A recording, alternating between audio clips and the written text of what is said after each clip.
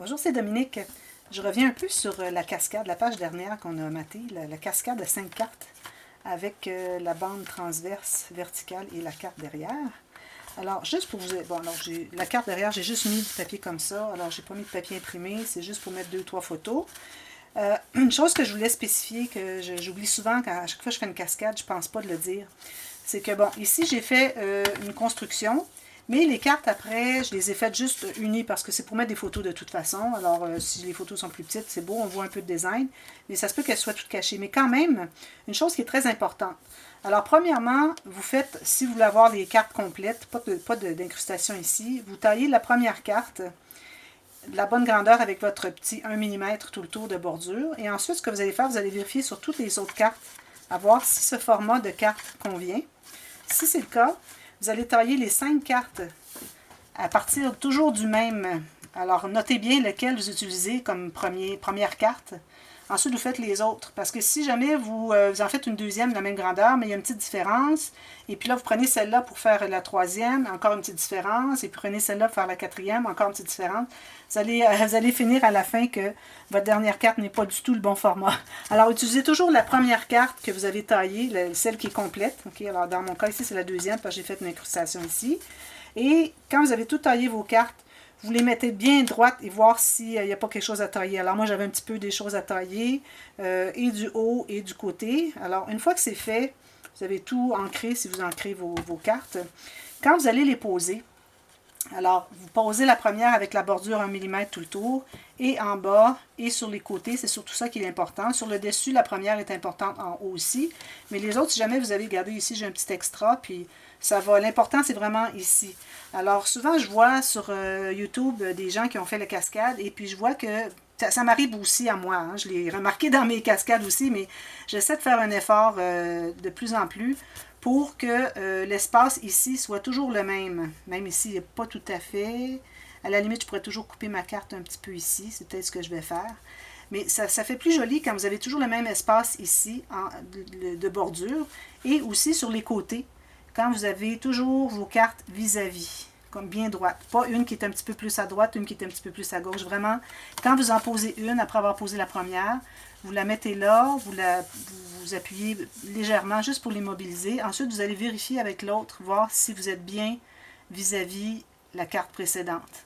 Ensuite, si c'est le cas, là, ça va, vous êtes pressé. Faites la même chose, vous la placez sommairement, vous descendez comme ça, vous allez voir si c'est bien égal, sinon vous ajustez. Et une fois que c'est bien ajusté, là, vous avez peut-être à replacer. Une fois que c'est bien replacé, bien, bien centré, là, vous appuyez dessus. Alors, faites ça chacune. Alors, c'est ce que je voulais faire. Ici aussi, j'ai mis du papier comme ça, peut-être pour faire du journaling. Quelque part, trop de papier imprimé, parfois, c'est trop. Alors là, je vous arrive avec la prochaine. Alors, la prochaine, c'est la page à 13 faces avec un rabat aimanté. Alors ici, la façon que je vais fonctionner. Alors j'ai trouvé quelques petites cartes. J'ai la plupart de mes cartes dans ma collection de papier sont verticales. Alors de format, de direction portrait. Mais j'ai une page avec toutes sortes de petites choses qu'on peut découper. Puis j'ai des cartes qui sont... je me suis découpé 2 cartes qui sont direction paysage. Alors je vais les mettre ici. Parce qu'ici, c'est pas nécessaire. Les 2 rabats, là, ceux d'en haut et en bas, ne sont pas nécessairement pour mettre des photos. Alors moi, j'en profite pour décorer. C'est surtout des rabats pour garder les choses à l'intérieur, pour pas que ça tombe en bas. Hein? C'est ce qu'on a fait avec ceux-là. On n'a pas fait des pages complètes comme la page à 13 faces. C'est juste 2 rabats. Alors finalement, il y a 2, 4, 6, 8, 9 faces. Alors les deux ici, on les compte pas. 2, 4, 6, 8, 9. Bon, c'est ça. Alors voilà. Alors je me suis taillé les cartes et puis je vais les mettre ici et ici et je vais ajouter une petite bordure de quelque chose à côté. Ici, moi je vous recommande de faire du uni seulement parce que c'est juste pour mettre des photos. Alors juste pour mettre des photos.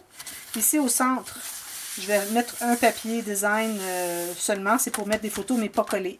On peut toujours en coller une ou deux, mais c'est surtout pour en mettre quelques-unes parce que c'est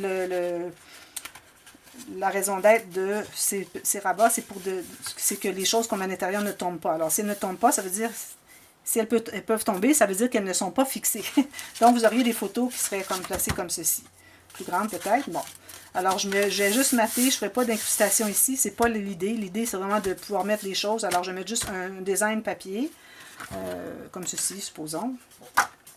Ensuite, celle-ci, je vais mettre un espace photo, peut-être un en haut ici et l'autre en bas ici avec une petite incrustation en haut et en bas. Ici aussi, je vais faire juste déco. Puis si vous voulez, vous pouvez mettre, on peut le faire aussi juste uni, pour faire du journaling, ça se fait aussi. Et puis ici, ici, je vais faire encore une grande avec une petite incrustation. Ici, je vais la faire plus déco. Alors plus avec une carte et puis des incrustations, pas de place à photo. C'est vraiment la première page, c'est le dessus d'un livre. Quand vous avez le dessus d'un livre, c'est pas à lire, hein?